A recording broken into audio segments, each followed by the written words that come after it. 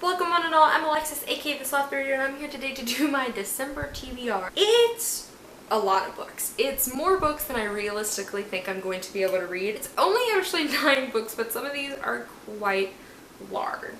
2 of them are from the same series because, as you'll see in my November wrap-up, I epically failed at reading one of the books I was supposed to read in November. So, now I'm playing catch-up. The first 2 I'm going to mention are 2 arcs. The first one is 3 Sides of a Heart, which is an anthology where 17 short stories all about love triangles. I did start this in November. Unfortunately, I did not finish it in November. This comes out about midway into December.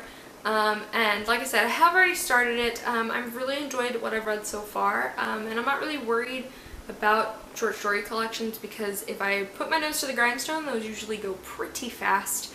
And a lot of the authors on here are authors I've read before and really enjoyed. So, yes, definitely gonna get this one read. The next one I'm going to mention is The Afterlife of Holly Chase by Cynthia Hand.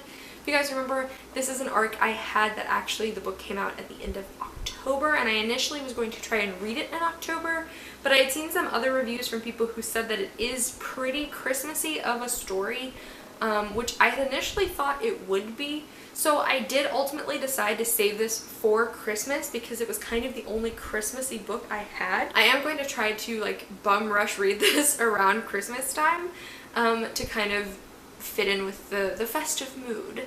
But I definitely do want to read this month because, again, I did have an arc of it, so I do need to read it. All of the next ones I'm going to mention are all books that I need to read in order to complete all of the yearly challenges I set for myself. The first one I'm going to mention is Rumen Rising by Leigh Bardugo. This is the 3rd book in the Shadow and Bone trilogy. I read Siege and Storm in November. I really ended up enjoying it, and I'm so excited to finish this trilogy, to see what happens in this book and how everything all wraps up. I do actually know how the series ends because I'm like the last person in the universe to read it. But I'm still interested to see how we get to that point and to see how the things in the 2 previous books culminate in this one. So I'm very, very excited to pick this one up, and I think I'll be picking it up pretty soon. The next one I'm going to mention is Ignite Me by Tahereh Mafi.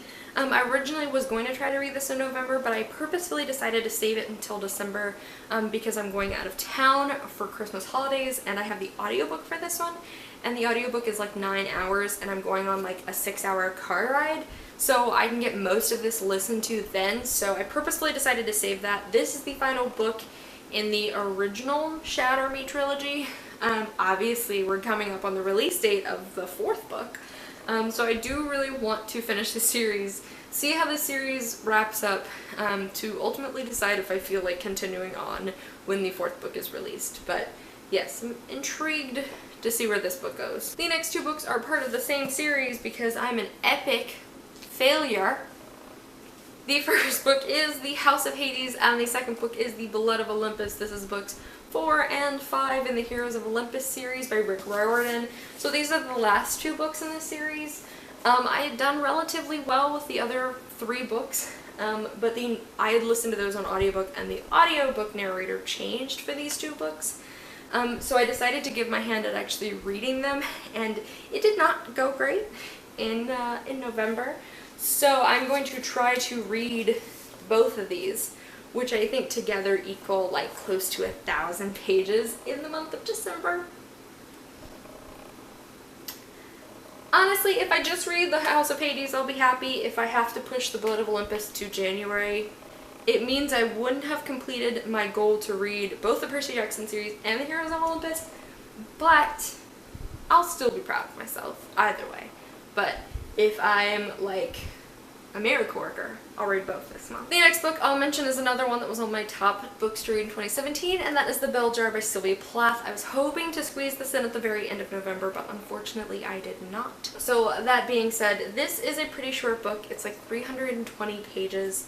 I'm pretty convinced I'll really enjoy this, and I know that Sylvia Plath's writing style isn't overbearing or anything like that. It definitely has that modern classic feel to the writing.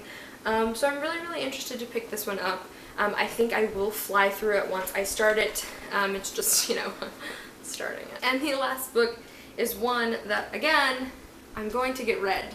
I just said I was going to read it in November, and that didn't happen. And that is The Point Circus by Erin Morgenstern. I mean, this is like the 6th TBR I think I've put this book on this year. what can I say for myself? I don't have excuses. Just the last couple of months I've been so burnt out on reading because I think I pushed myself way too much in September and just like totally bummed me for the rest of the year. So let's see if I can really nail it in the end and read this one as well. This was a top book for me to read this year. I really want to read it. This was the book I was most excited to read this year, so I want it to happen. I just need to do it. The last book I'm going to mention is perhaps the most ridiculous book on this TBR, if I'm being completely honest. And that is because it is like a 700-page book or something like that. And that is Outlander by Diana Gabaldon. This is a very large book.